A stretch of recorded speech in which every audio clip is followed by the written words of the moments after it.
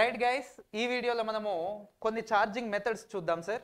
ఒకటి constant voltage charging, ఇంకొకటి constant current charging. ఇవి రెండు మనకు చాలా చాలా important sir.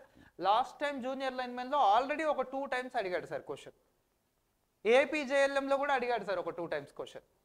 So constant voltage charging అంటే ఏంటి సార్ అంటే, వోల్టేజ్ని కాన్స్టెంట్గా మెయింటైన్ చేస్తూ ఇక్కడ వోల్టేజ్ని కాన్స్టెంట్గా మెయింటైన్ చేస్తాం. ఎక్కడి నుంచి ఎక్కడి వరకు? 0% నుంచి 100% వరకు.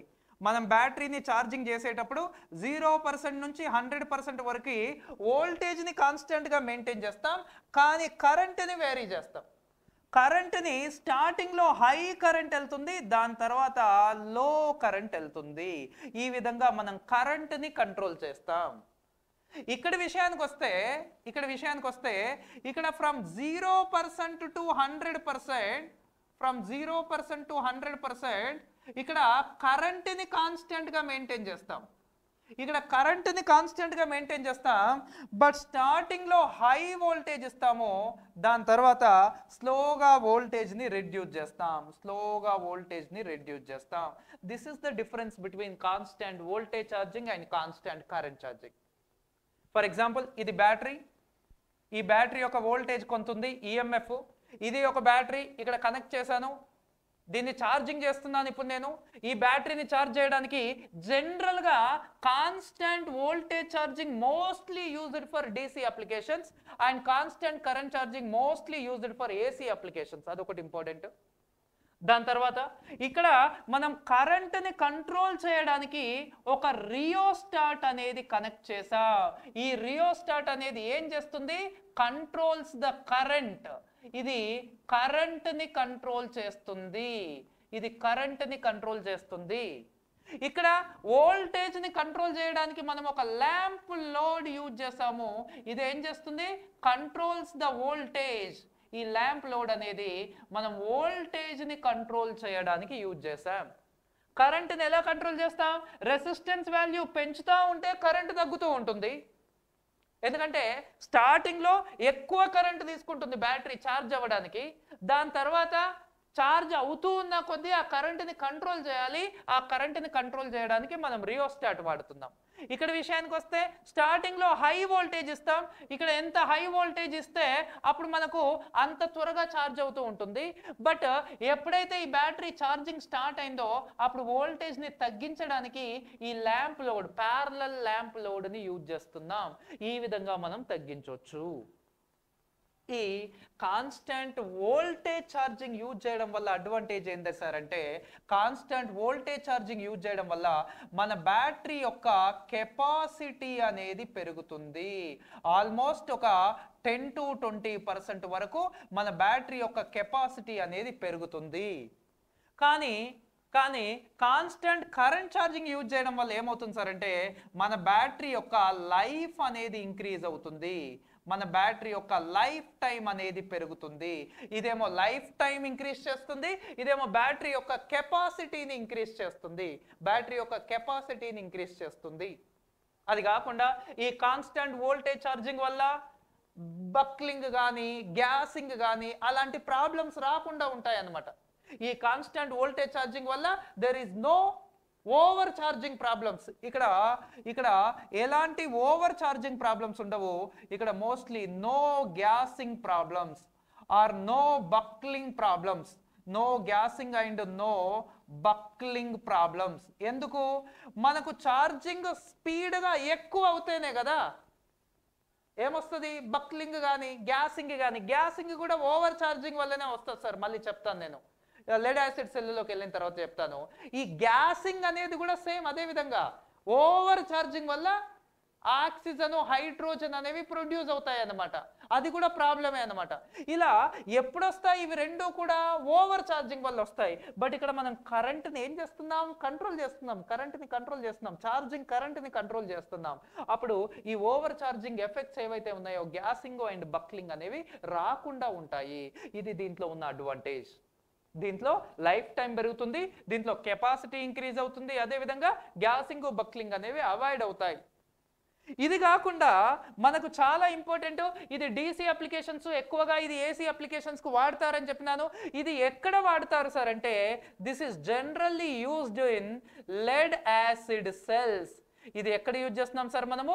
లెడ్ యాసిడ్ సెల్స్లలో వాడుతున్నాము, ఇంకా లిథియం అయాన్ సెల్స్లలో వాడుతున్నాము. లిథియం అయాన్ సెల్స్లలో వాడుతున్నాము. మరి ఇది ఎక్కడ వాడుతున్నాం సార్ అంటే ఇది ఆల్కలైన్ సెల్స్లలో యూజ్ చేయొచ్చు. ఇది ఎక్కువగా ఆల్కలైన్ సెల్స్లలో యూజ్ చేయొచ్చు. This is previously asked question sir, చాలా ఎగ్జామ్స్లలో అడిగాడు. Best example for constant current charging, best example for constant voltage charging. దీని తర్వాత లాస్ట్ టైం మన జూనియర్ లైన్మెన్లో అడిగిన క్వశ్చన్ ఏంటంటే రెండిట్లలో కంపేర్ చేస్తే దేంట్లో ఛార్జింగ్ కరెంట్ ఎక్కువ ఉంటుంది చెప్పగలరా సార్? దేంట్లో ఛార్జింగ్ కరెంట్ ఎక్కువ ఉంటుంది? ఇక్కడ చూడండి, ఇక్కడ ఛార్జింగ్ కరెంట్ తక్కువ కాన్స్టెంట్, బట్ ఇక్కడ ఇనిషియల్గా ఛార్జింగ్ కరెంట్ చాలా ఎక్కువ, దాని తర్వాత కొంచెం తగ్గుతుంది. ఇనిషియల్గా ఛార్జింగ్ కరెంట్ ఎక్కువ ఉంటుంది, తర్వాత కొంచెం తగ్గుతుంది, బట్ ఇక్కడ from top to bottom current అనేది సేమ్ ఉంటుంది. కాబట్టి ఇక్కడ మోర్ ఛార్జింగ్ కరెంట్, ఇక్కడ ఛార్జింగ్ కరెంట్ అనేది ఎక్కువగా ఉంది అని చెప్పొచ్చు. దాంతో కంపేర్ చేస్తే ఛార్జింగ్ కరెంట్ ఎక్కువ ఉంది అని చెప్పొచ్చు. ఇక్కడ లెస్ ఛార్జింగ్ కరెంట్ అని చెప్పొచ్చు. అక్కడ మోర్ ఛార్జింగ్ కరెంటు, ఇక్కడ లెస్ ఛార్జింగ్ కరెంట్. మరి ఛార్జింగ్ కరెంట్ తక్కువగా ఉంటే అది స్లోగా ఛార్జ్ అవుతుందా, ఫాస్ట్గా ఛార్జ్ అవుతుందా అంటే స్లోగా ఛార్జ్ అవుతుంది. స్లో ఛార్జింగ్ ప్రాసెస్ ఇది, స్లో ఛార్జింగ్ ప్రాసెస్. ఇది ఫాస్ట్ ఛార్జింగ్ ప్రాసెస్. ఇది ఛార్జింగ్ ప్రాసెస్ అనేది ఫాస్ట్గా ఉంటుంది, ఆ ఛార్జింగ్ ప్రాసెస్ అనేది స్లోగా ఉంటుంది. అంటే ఫాస్ట్ ఛార్జింగ్ అంటే లెస్ ఛార్జింగ్ టైం, ఛార్జ్ అవ్వడానికి టైం తక్కువ పడుతుంది, లెస్ ఛార్జింగ్ టైం. ఇక్కడ ఛార్జ్ అవ్వడానికి టైం ఎక్కువ పడుతుంది, మోర్ ఛార్జింగ్ టైం. ఇక్కడ ఛార్జ్ అవ్వడానికి టైం ఎక్కువ పడుతుంది, మోర్ ఛార్జింగ్ టైం. ఇది ఫాస్ట్గా ఛార్జ్ అవుతుంది, అది స్లోగా ఛార్జ్ అవుతుంది. ఇప్పుడు చెప్పండి, రెండిట్లలో కంపేర్ చేస్తే దేంట్లో లాసెస్ ఎక్కువ ఉంటాయి అని క్వశ్చన్ అడిగితే లాసెస్, కరెంట్ ఎక్కువ ఉంటే లాసెస్ ఎక్కువ ఉంటాయి. సో దీంట్లో లాసెస్ ఎక్కువగా ఉంటాయి, more losses and less efficiency. ఇక్కడ less losses and more efficiency. ఇక్కడ more losses and less efficiency, ఇది ఇవి రెండిటి మధ్యలో ఉన్న బేసిక్ డిఫరెన్సెస్. చాలా ఇంపార్టెంట్ సార్, మనకి ఇది చాలా ఇంపార్టెంట్ కూడా. Constant voltage charging, constant current charging. Constant voltage charging లో వోల్టేజ్ ని కాన్స్టెంట్ గా మెయింటైన్ చేయాలి, ఇక్కడ కరెంట్ ని కాన్స్టెంట్ గా మెయింటైన్ చేయాలి.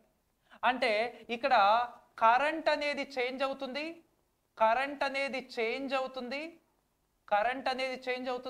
ఇక్కడ వోల్టేజ్ అనేది చేంజ్ అవుతుంది.